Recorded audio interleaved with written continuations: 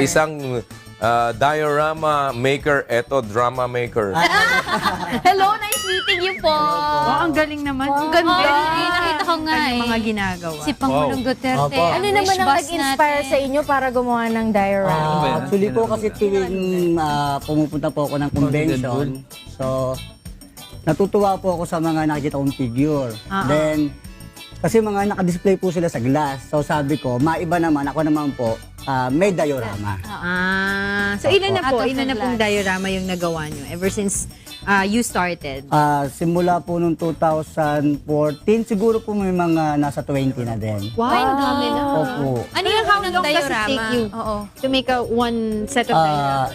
This big one. At least 2 to 3 weeks po. 2 to 3 weeks. Opo. 2 to 3 weeks. Opo. Yung Tapos ganito yung po materials kalaki. mo po, Actually, ito po, parang mga lumang ano. opo, ito po kasi, kahoy, mga recycled.